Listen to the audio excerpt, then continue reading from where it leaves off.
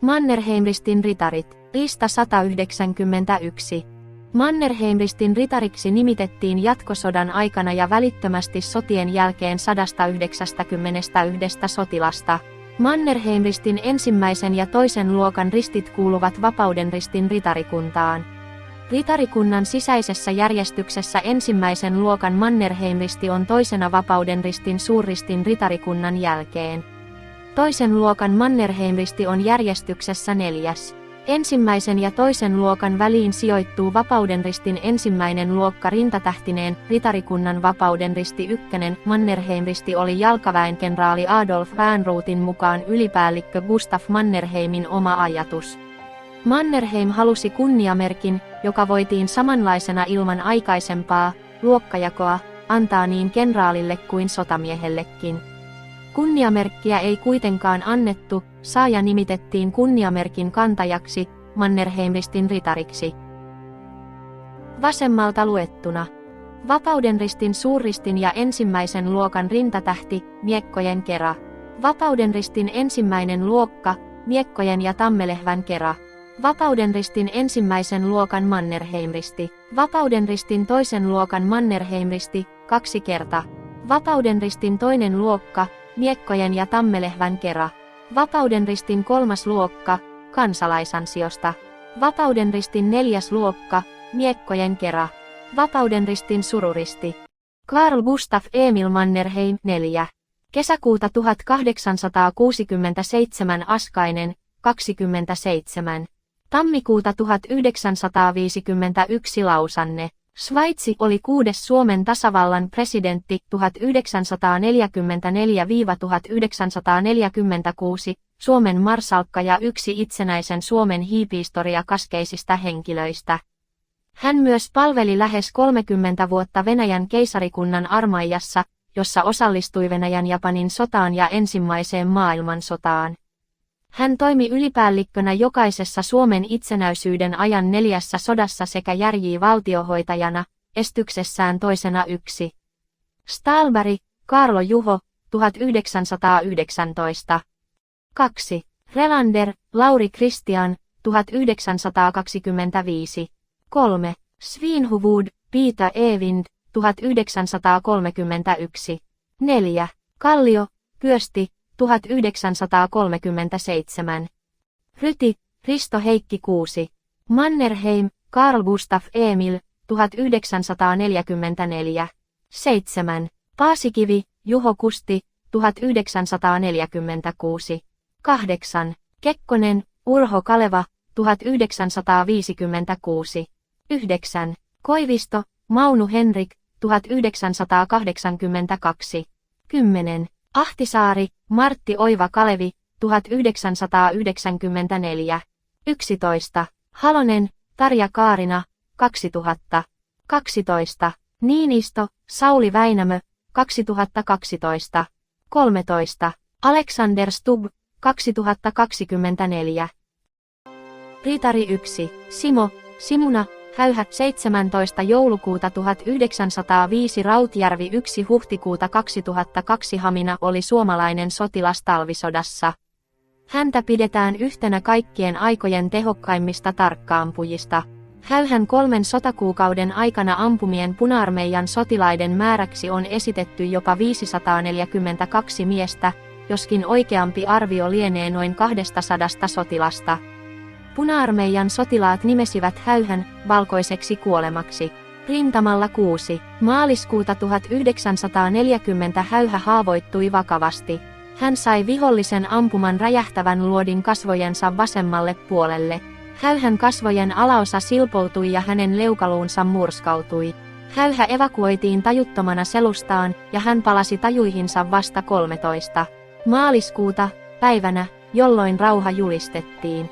Häyhää hoidettiin Jyväskylässä ja Helsingissä. Vamma vaati sodan jälkeen pitkällisiä hoitoja ja useita leikkauksia. Leukaluuta korjailtiin Häyhän lonkasta otetulla luulla. Vamman vakavuuden vuoksi Häyhää ei anomuksestaan huolimatta otettu jatkosotaan. Ritari 2, Lauri Allantörni, 28. toukokuuta 1919 Viipuri 18. lokakuuta 1965 Khom Dakin alue, Vietnam, lempinimeltään Lasse oli Mannerheimristin ritari, joka palveli Suomen armeijassa kapteenina, Natsi-Saksan Waffensas-joukoissa 1941 Untersturmführerina ja vuonna 1945 Hauptsturmführerina kapteeni. Yhdysvaltojen armeijassa Törni palveli kapteenina ja ylennettiin kuoleman jälkeen majuriksi. Näin Törni tuli elämänsä aikana saavuttaneeksi taistelukentillä 3 eri maan armeijassa kapteenin arvon.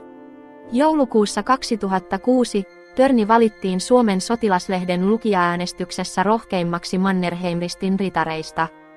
United States Army Special Forces nimesi Törnin vuonna 2010 ensimmäisen rykmentin kunniajäseneksi. Ritari 3, Arne Edvard Juutilainen, 18. lokakuuta 1904, Sortavala 28. lokakuuta 1976, Helsinki oli Suomen vuosien 1939–1945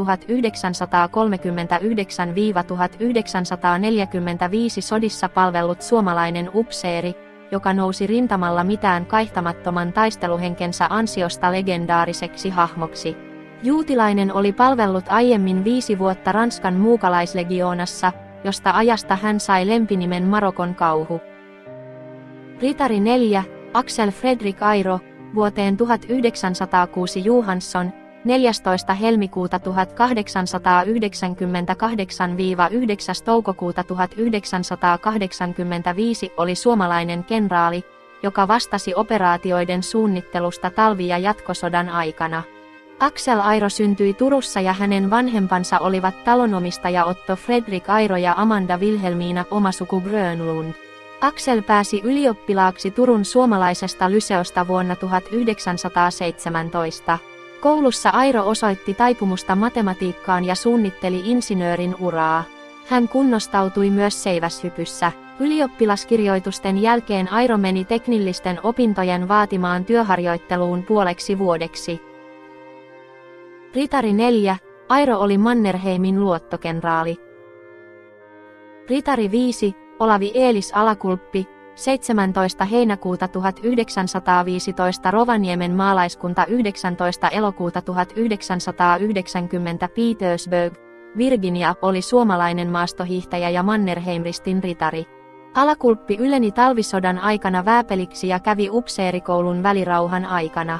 Luutnantti, 6. divisioonaan kuuluneen jalkaväkirykmentti 33 kaukopartiojohtaja Alakulppi nimitettiin 17.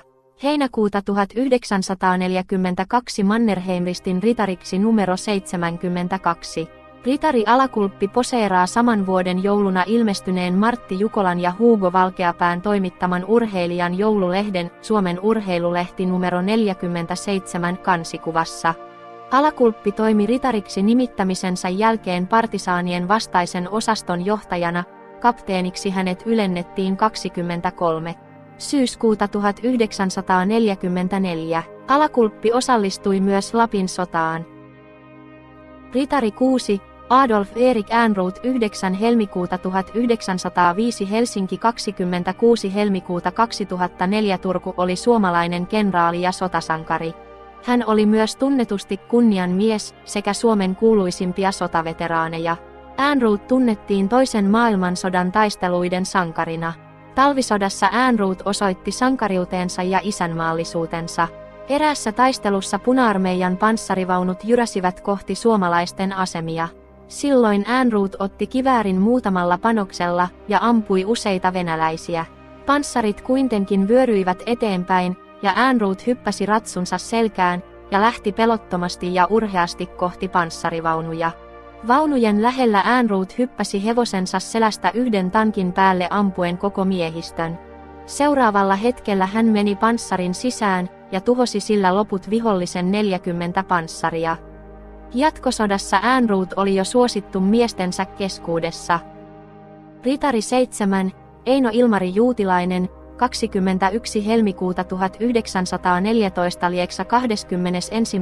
helmikuuta 1999 oli toisen maailmansodan aikana Suomen ilmavoimien menestyksekkäin taistelulentäjä. Hän saavutti sotien aikana kaikkiaan 94 ilmavoittoa ja on kansainvälisissä toisen maailmansodan lentäjien ilmavoittojen vertailussa eniten pudotuksia tehnyt ei-saksalainen lentäjä. Juutilainen oli yksi 4 kaksinkertaisesta Mannerheim-ristin ritarista. Sotilasarvoltaan hän oli lentomestari. Juutilainen oli Marokon kauhu, Arne Juutilaisen nuorempi veli. Ritari 8, Ern Ruben Lagus, 12. lokakuuta 1896 koski 15. heinäkuuta 1959 Lohja oli suomalainen jääkärikenraalimajuri. Lagus toimi huoltopäällikkönä talvisodassa sekä myöhemmin jatko- ja Lapin sodassa muun muassa panssaridivisioonan komentajana. Sotapalveluksensa ansiosta hänet nimitettiin Mannerheim-ristin ritariksi numero 1. Alpo Kullervo Marttinen, 4. marraskuuta 1908 Alatornio 20. joulukuuta 1975, Falls Church Virginia Yhdysvallat oli suomalainen Mannerheim-ristin ritari numero 163 ja eversti sekä Suomen että Yhdysvaltain armeijassa. Hänet nimitettiin Mannerheim-ristin ritariksi 4. joulukuuta 1944. Marttinen oli asekätkentäjutun avainhenkilöitä ja kuului akateemiseen Karjala-seuraan. Marttisen johtamaa Suomesta sodan jälkeen poistuneiden ja Yhdysvaltain armeijaan värväytyneiden miesten ryhmää on kutsuttu Marttisen miehiksi. Ritari William Pylkäs, 28. helmikuuta 1912 Valkijärvi 6. helmikuuta 1999 Lempäälä oli Väinö Linnan romaanissa tuntematon sotilas esiintyvän sotilassankari Antti Rokan esikuva. Sotilasarvoltaan Pylkäs oli alikersantti. William Pylkäs syntyi Karjalankannaksen Valkijärvellä, mutta muutti jo lapsena perheensä mukana Sakkolaan, Haparaisten kylään. Hän suoritti asepalveluksen Karjalan kaartissa 6.9.1933–21.8.1934 ja sai koulutuksen konekivääriampujaksi. Talvisodassa hän palveli 6. pataljoonan konekiväärikomppaniassa. Pylkäs osallistui konekivääriampujana erittäin raskaisiin taisteluihin joulukuun lopussa 1939 Keljankylän alueella Vuoksen rannalla. Näin Pylkäs taisteli melkein oman maatilansa alueella. Pataljoona menetti Keljan taisteluun osallistuneista miehistään 1/3. Alikersantti Vilho Rättö, 1945. Mannerheim-ristin ritareita, vasemmalta 1, kapteeni Eero Kivelä. 2, kenraalimajuri Aaro Pajari. 3, kapteeni Juho Pössi. 4, alikersantti Vilho Rättö 1945. Mannerheim-ristin ritareita, vasemmalta 1, kapteeni Eero Kivelä. 2, kenraalimajuri Aaro Pajari. 3, kapteeni Juho Pössi. 4, alikersantti Vilho Rättö 1945. Ritari 11, sotamies Vilho Rättö nimitettiin jatkosodan alussa 3. elokuuta 1941 Vapaudenristin 2. luokan Mannerheim-ristin ritariksi numero 4 ja hän oli ensimmäinen miehistöön kuuluva, jolle myönnettiin Mannerheim-risti. Hän oli tällöin panssarintorjuntatikkin ampuja 27 jalkaväkirykmentissä jatkososassa. Ritari 12, Hans Henrik Hasse, Wind 30. Heinäkuuta 1919, Tammisaari 24. heinäkuuta 1995, Tampere oli suomalainen hävittäjälentäjä toisessa maailmansodassa ja kaksinkertainen Mannerheim-ristin ritari. Wind on Suomen ilmavoimien virallisessa tilastossa toisella tilalla Ilmari Juutilaisen jälkeen 75 varmistetulla ilmavoitolla. Windille myönnettiin Mannerheim-risti numero 116 ensimmäisen kerran 31. heinäkuuta 1943 ja toisen kerran 28. kesäkuuta 1944. Hänet ylennettiin kapteeniksi 19. lokakuuta 1943 vain 24-vuotiaana. Venäläisten suurhyökkäyksen aikana kesällä 1944 Wind pudotti 12 päivässä 30 viholliskonetta. Jouko Kalevi Esaias Pirhonen, 13. joulukuuta 1915, Sortavala 25. maaliskuuta 1996 Espoo, varaamiraali, oli Suomen merivoimien komentaja vuosina 1966–1974.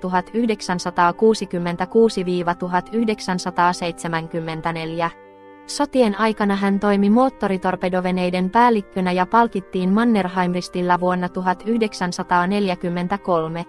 Hän oli viimeinen puolustusvoimien palveluksessa ollut Mannerheim-ristin ritari.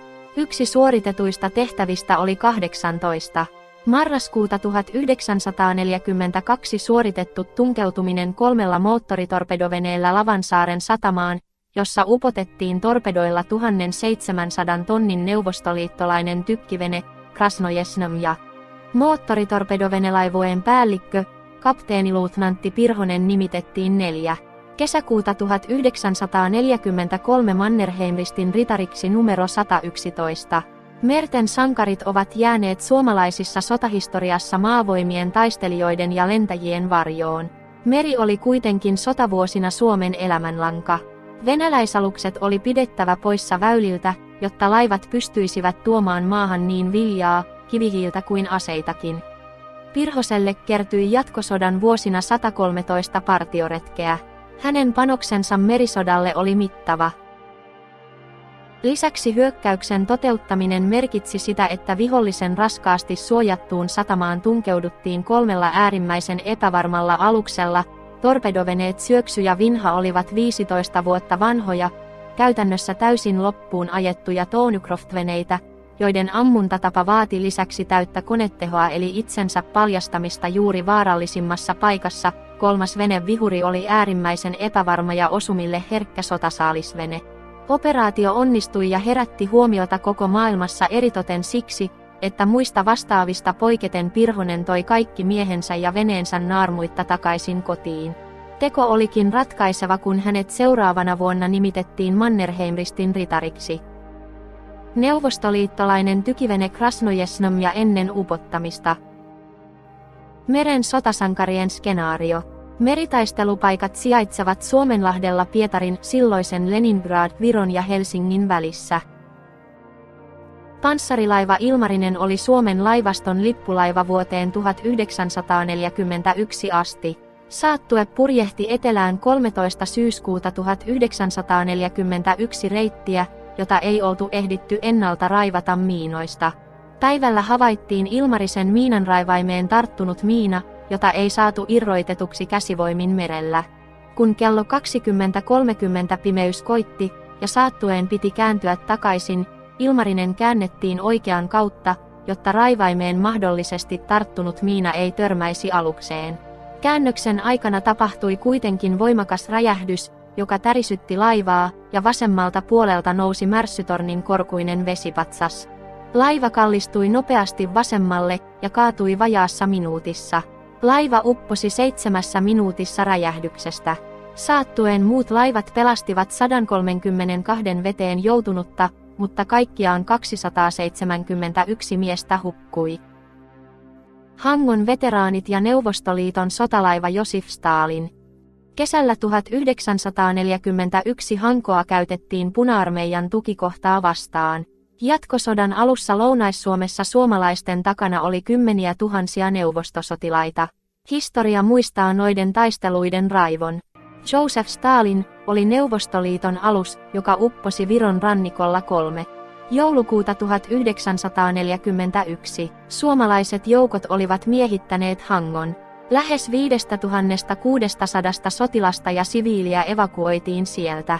Alus tuhoutui Viron rannikolla törmättyään miinaan. 1900 aluksella olleista kuoli, ja venäläiset pelastivat noin 1700 aluksella eloon jääneestä 1800 ihmisestä. Suurin osa heistä päätyi Saksaan, ja 750 kuljetettiin Suomeen sotavankina. Kiitos kiinnostuksesta Suomen sotahistoriaan. Hyvää päivän jatkoa. Rafael Dovalo.